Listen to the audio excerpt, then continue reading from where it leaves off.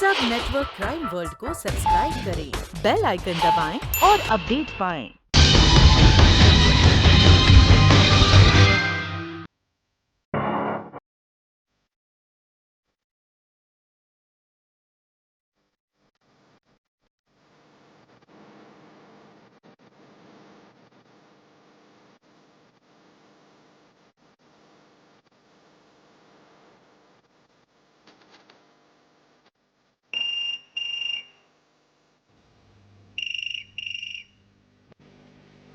Hello मैं बोल रहा हूँ। JK you. I am missing you so much darling. लेकिन जेके हम लोग कल रात ही तो साथ थे। हाँ, लेकिन कल रात यानी पूरे 17 घंटे पहले, यानी 1020 मिनट पहले, यानी 61,200 सेकंड पहले, यानी कि क्या? यानी कि मैं अभी तुम्हें देखना चाहता हूं, अभी तुम्हें छूना चाहता हूं, तुम्हें महसूस करना चाहता हूं।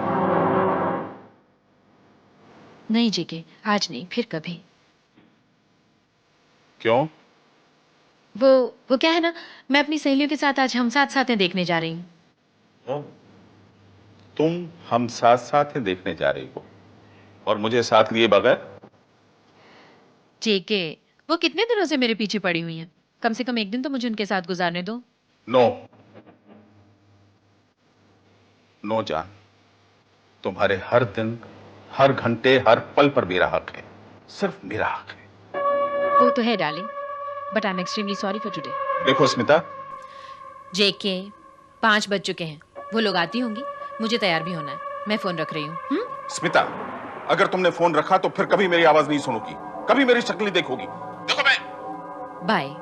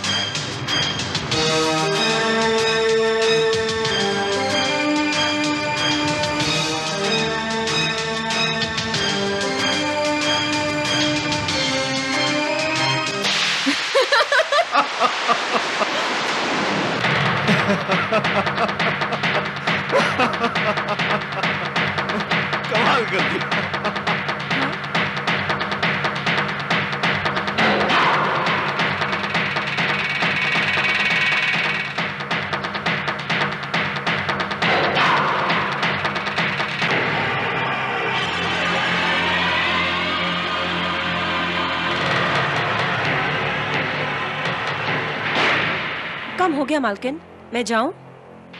हाँ, लेकिन कल जल्दी आना। जी मालकिन।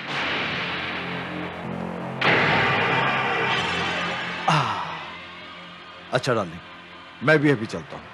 तुम जल्दी से तैयार हो जाओ, मैं भी तैयार होके आता हूँ। Okay, okay, bye bye. Bye. Rohit, या जल्दी आना। डार्लिंग, यूं गया और यूं आया। मैं इंतजार करूंगी। अरे मैं आता हूँ ना अभी। Take care.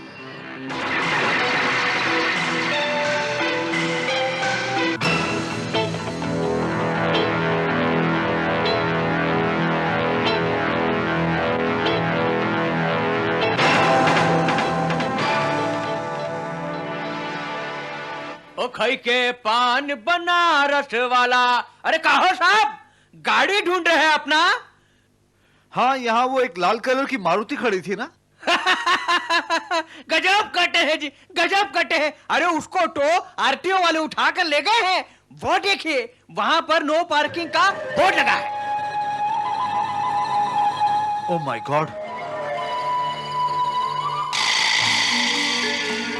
तुम? हाँ, मैं तो ये थी आपकी सहेली। Looking smart today. Have a sip. मैं तो सिर्फ स्मार्ट दिखता हूं, लेकिन तुम स्मार्ट हो। मेरे दिए हुए पैसों पर मेरे ही घर में किसी और के साथ अय्याशी कर रही हो। कम ऑन जेके, वो सिर्फ मेरा दोस्त है। अच्छा, सिर्फ दोस्त? और उस दोस्त के साथ शाम को बाहर जाने के लिए तुमने मुझसे झूठ बूटा? शायद तुम भूल गई हो कि तुम मेरी रखेल हो। You are my keep. हाँ हाँ, मैं तुम्हारी रखेल हूँ, लेकिन सारी जिंदगी मैं रखेल बनकर नहीं गुजारना चाहती। मेरी भी अपनी ख्वाहिशें हैं, अरमान हैं, सपने हैं, जिन्हें तुम कभी पूरा नहीं कर सकते। क्या नहीं किया मैंने? घर, कपड़े, पैसे, और क्या चाहिए तुम्हें? शादी कर लो मुझसे। दे दो अपनी बीवी मधु को तलाक। लेकिन वो तुमसे कभी नहीं होगा। अरे, जो आदमी अपना चेहरा इस दाढ़ी और हेड के पीछे छुपाकर मेरे पास आता है, वो मुझे क्या अपना नाम देगा? तुम्हें क्या पता अपने रिलेशंस दुनिया से छुपाने के लिए मुझे क्या क्या करना पड़ता है। लेकिन रोहित मुझे वो सब कुछ देने के लिए तैयार है जो मुझे चाहिए। रोहित मुझसे शादी करने के लिए तैयार है जेके। वो मुझे अपना नाम देने के लिए तैयार है। मैं अपनी जिंदगी से तंग आ चुकी हूँ, और रोहित, वो मुझे एक नई जिंदगी देना चाहता है। समझे तुम? नई जिंदगी।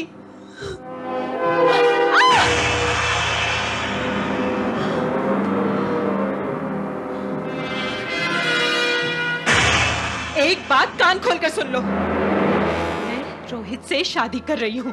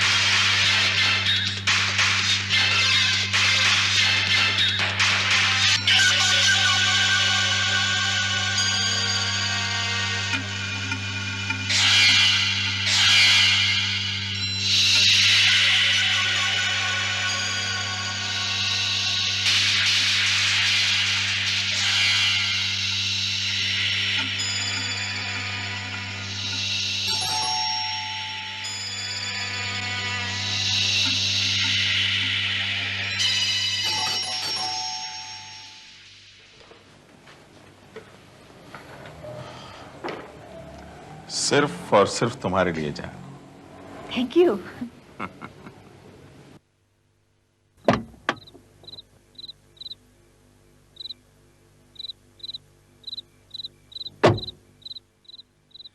अरे कहाँ हुआ साहब, गाड़ी मिल गई ना? हाँ, मिल गई थी। पापा पापा पापा पा। स्मिता, स्मिता, स्मिता, कहाँ गई वो? Smita, oh my god, no, Smita, Smita,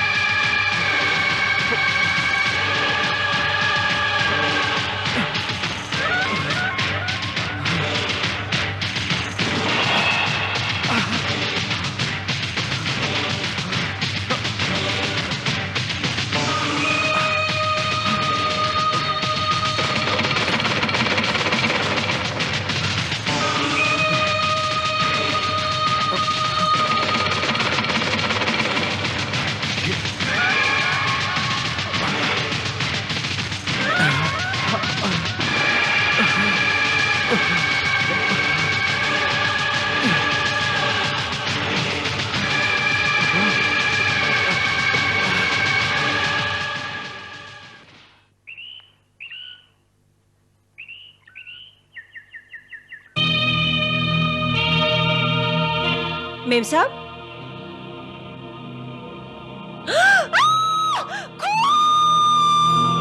milord, case बिल्कुल आईने की तरह साफ है। सिर्फ 6 महीने के बाद ही अदालत के लिए इस केस में जानने को कुछ भी बाकी नहीं रह गया है।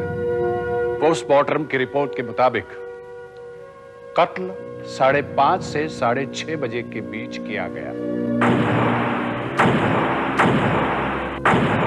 और मुलजिम रोहित उस दौरान मकतूला स्मिता के साथ ही था। इसकी गवाही स्मिता की नौकरानी शांताबाई, स्मिता के घर के सामने पान वाले पांडे जी और पुलिस वाले जिन्होंने उस दिन नो पार्किंग से इनकी गाड़ी उठाई थी, सब दे चुके हैं। कमरे की जो हालत थी और लाश जिस पोजीशन में पाई गई थी, इससे साफ जाहिर होता है कि रोहित और स्मिता के बीच किसी बात पर बहुत झगड़ा हुआ। बात हाथापाई पर पहुंच गई और गुस्से में आकर रोहित ने उसका कत्ल कर दिया और फरार हो गया।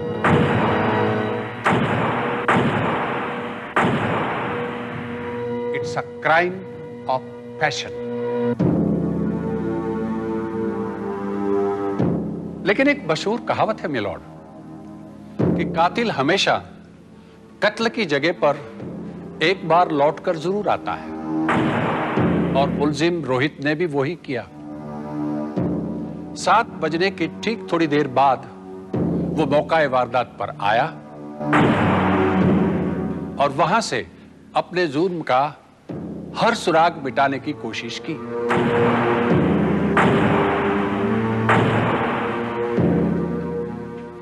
इसने बियर मग साफ किए, अपनी छोटी मोटी चीजें उठाई और जहां जहां भी अपनी फिंगरप्रिंट्स हो सकती थी मिटा दी।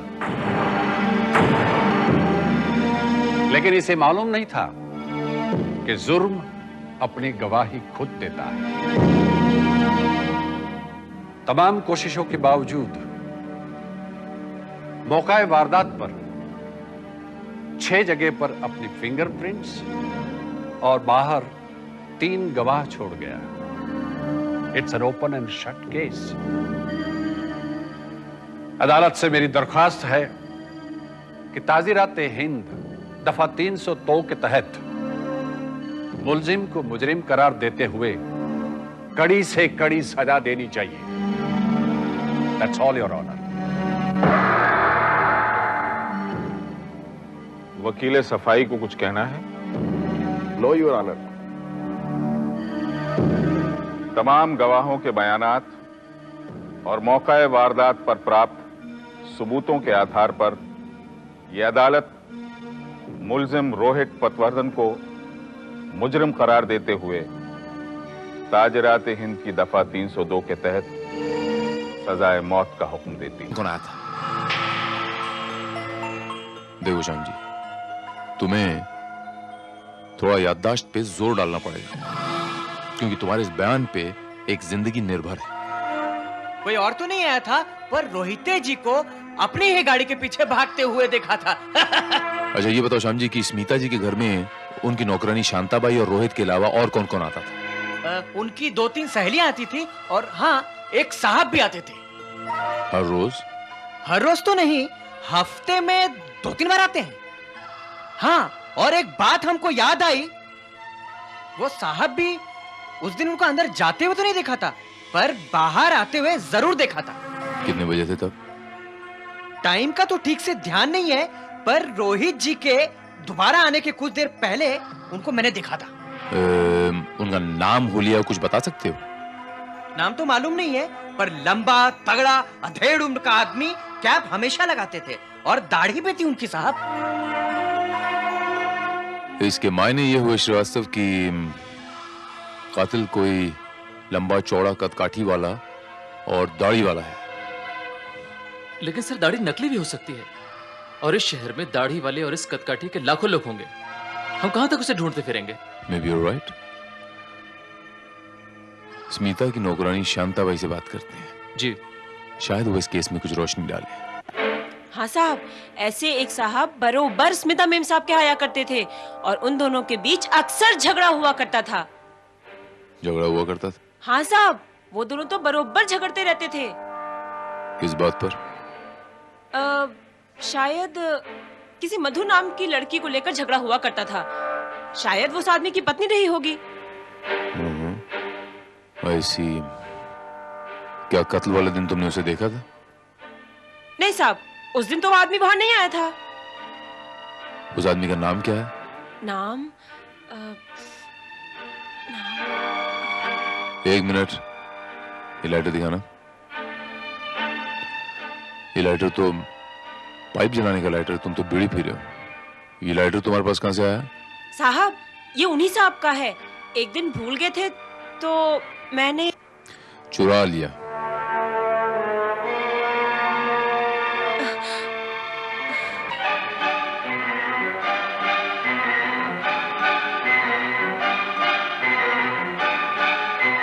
इस लाइटर के ये मायने हुए कि कातिल पाइप पीता है। कातिल का नाम जेके है, उसका शॉर्ट फॉर्म। उसकी पत्नी का नाम मधु है और स्मिता के तुम्हारे अलावा उसके साथ भी संबंध थे। जब उसे पता चला कि स्मिता के तुम्हारे साथ भी संबंध हैं, तो उसने स्मिता का खून कर दिया। बस तुम्हारे केस में यही तरक्की हुई है, लेकिन इस मामले के तय तक पहुंचने के लिए मुझे स्मिता के घर जाना होगा।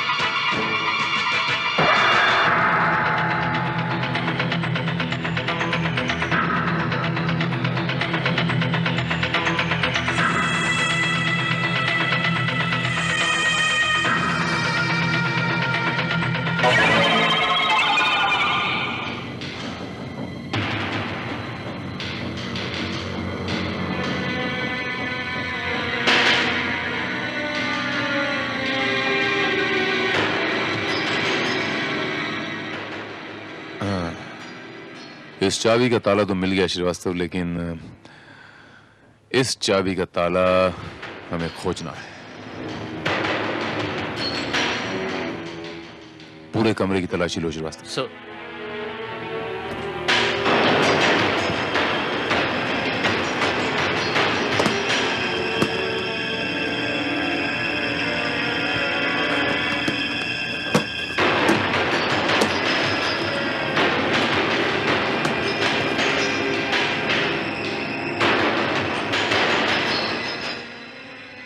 सर, सर ये डायरी मिली है। क्या खास बात है इस डायरी में?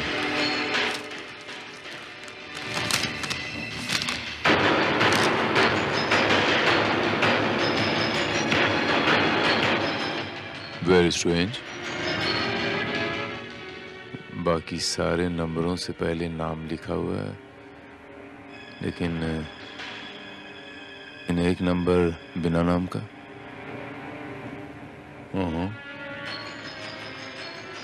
देखें,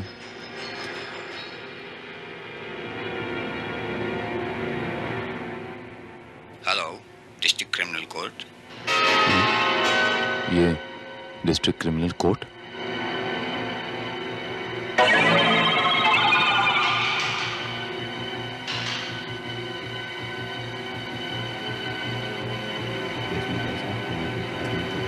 एक्सक्यूज मी सर। जी, यहाँ कोई मिस्टर जे के नाम के आदमी है? कोई वकील या कोई आप जज साहब की बात कर रहे हैं? उन्हीं को यहाँ जेके कहते हैं, जुगल किशोर मेहता। जुगल किशोर मेहता उर्फ जेके। ये मिलेंगे कहाँ पर अभी? जी, कोर्ट में।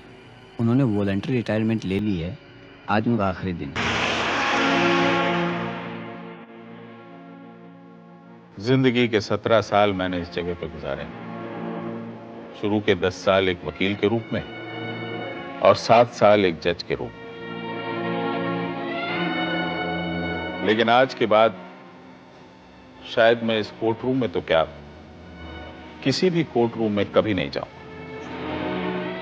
आप तो नहीं जाएंगे सर, लेकिन आपके दिए हुए फैसले लोग हमेशा याद रखें। वैसे आपके इतने लंबे करियर में क्या कभी कोई ऐसा मुकदमा आया जिसमें आपको मालूम हो कि कटघरे में खड़ा आदमी सचमुच गुनहगार, फिर भी आपको उसे छोड़ना पड़ा हो क्योंकि आपके पास पर्याप्त सबूत या गवाह नहीं थे? जी नहीं, कभी नहीं। हाँ, कभी कभी ऐसा जरूर होता है कि कुछ समय के लिए अपराधी सजा से बच जाता है, लेकिन एट लास्ट, अब इसे अपराधी का दुर्भाग्य कहें या कानून का भाग्य, कुछ ना कुछ ऐसा होता है कि मुजरिम पकड़ा जरूर जाता है। इसे आप ईश्वरीय न्याय कह लें या कॉस्मिक जस्टिस, लेकिन मुजरिम हमेशा पकड़ा जाता है।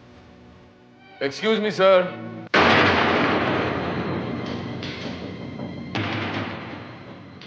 सर, ये मैं मानता हूं कि मुजरिम कभी ना कभी कानून की पकड़ में तो आता ही, लेकिन बाज वक्त ऐसा भी होता है कि कानून में कुछ कमियों की वजह से या यूं कह लीजिए बैड लक से कोई निर्दोष कानून के शिकंजे में फंस जाता। मैं आपसे पूछता हूं सर, क्या कभी आपके सामने ऐसा कोई केस आया जहां आपको पता है कि वो इंसान जो कटघरे में खड़ा है वो निर्दोष, सारे गवाह और सबूत उसके खिलाफ हैं, लेकिन फिर भी आपको उसे सजा सुनानी पड़े? जवाब तो मैं दूंगा, लेकिन आप। सर, ये इंस्पेक्टर भारत, क्राइम ब्रांच से। Oh, hello inspector. Hello sir. Sir, if you don't mind, आप लोग बातें करें, मैं इजाजत चाहूंगा। Thank you sir. I am extremely sorry to disturb you sir, पर बात दरअसल ये है कि मैं एक थीसिस लिख रहा हूं, capital punishment versus life imprisonment, और इसी सिलसिले में आपसे चंद बातें करना चाहता हूं। Oh yes, why not? लेकिन इंस्पेक्टर, मेरी नजर में ऐसा कोई केस अभी तक गुजरा नहीं है जिसमें बेगुनाह को सजा हुई, और मैं सोचता हूं कि ऐसा हो भी नहीं सकता। मगर फिर भी कभी अगर ऐसा हुआ हो तो लेट्स सपोज तो केस रीओपन करना पड़ेगा।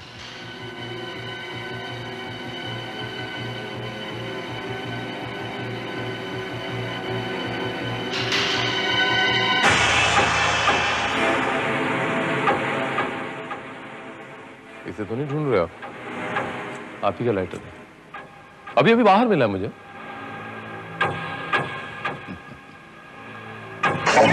मेरे पास अपना लाइटर।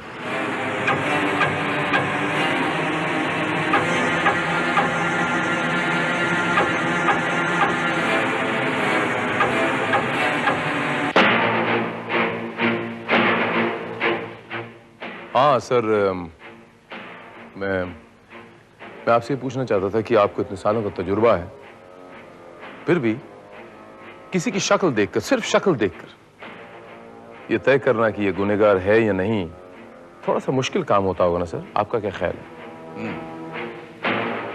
क्या नाम बताया आपने आपका? इंस्पेक्टर भारत।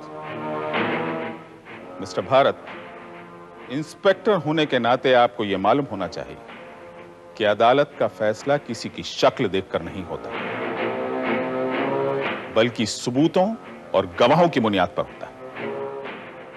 जी हाँ, और इंस्पेक्टर होने के नाते ही मैं ये भी बखूबी जानता हूं कि सबूत और गवाह पैदा भी की जा सकते हैं, और कभी कभी परिस्थितियां भी उन्हें पैदा करती हैं। आप किसी खास केस की बात कर रहे हैं? जी हाँ, मैं रोहित पटवर्धन के केस की बात कर रहा हूं,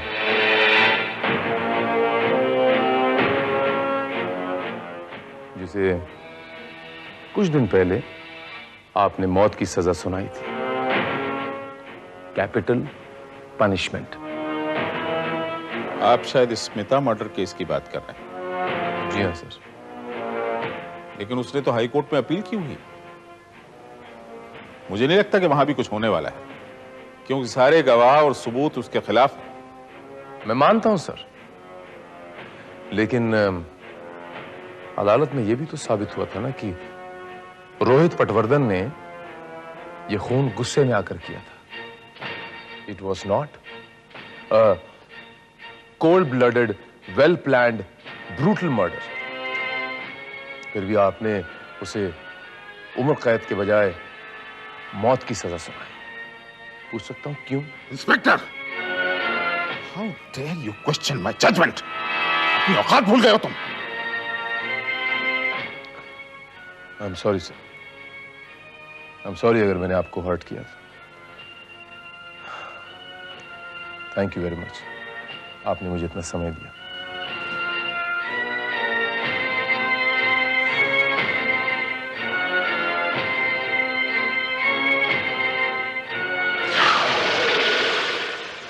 सर,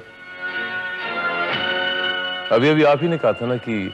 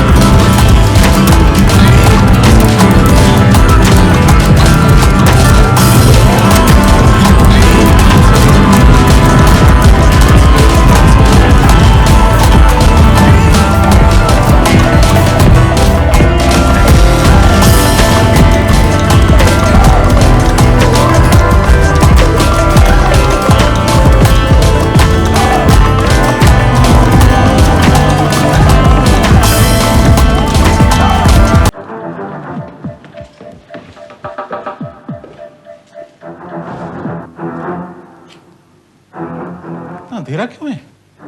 ये मधु कहाँ गई?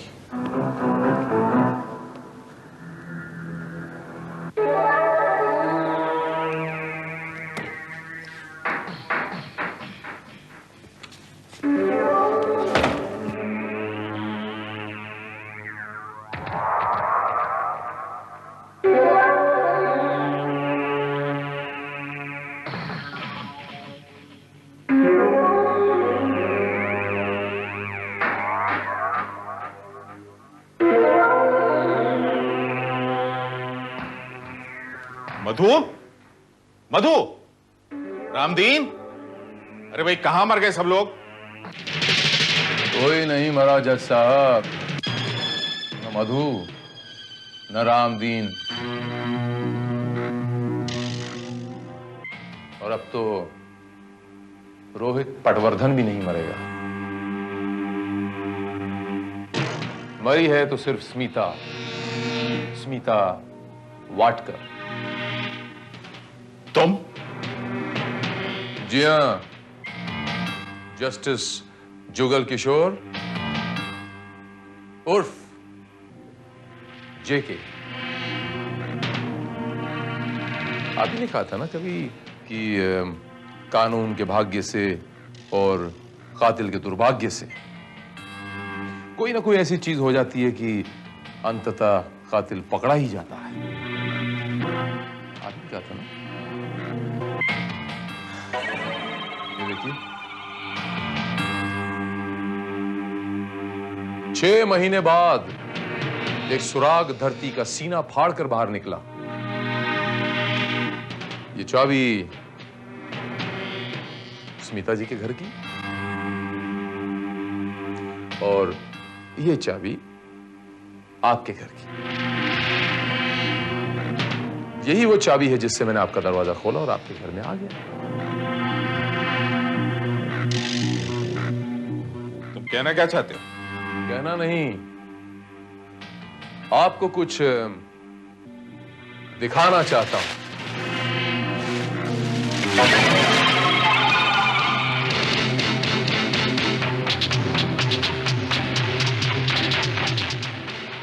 तो मेरा स्केच है, इसमें क्या दिखाना चाहते हैं? क्या खास बात है इसमें?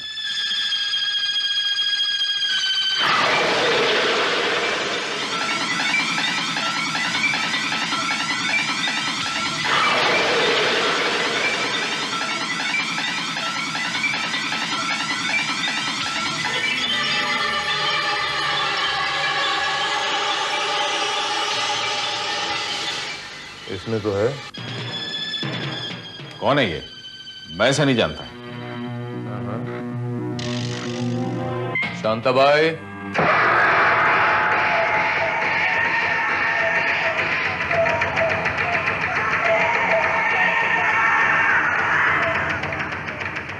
पांडे,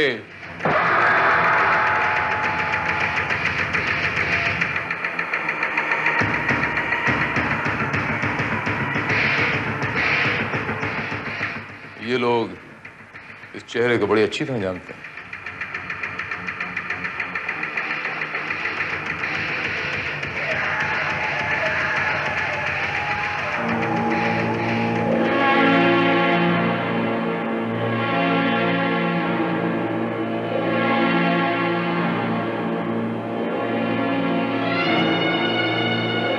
मैंने कभी सपने में भी नहीं सोचा था कि आपका ये रूप भी हो सकता है।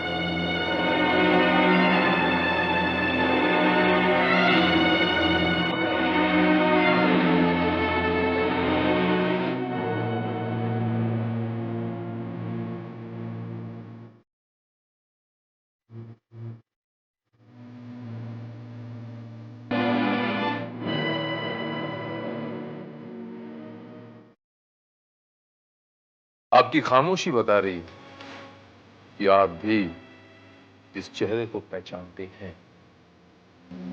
अब आप बताते हैं जस्टिस जुगल किशोर, ये हाई कोर्ट में रोहित पटवर्धन केस जीत जाएगा या हार जाएगा?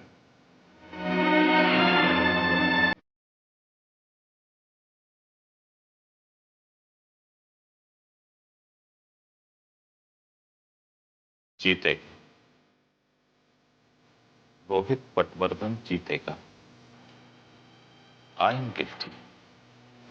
स्मिता का खून मैंने किया है।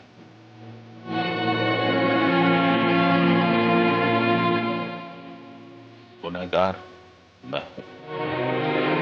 कानून पर मेरा विश्वास आज एक बार फिर सच साबित हुआ।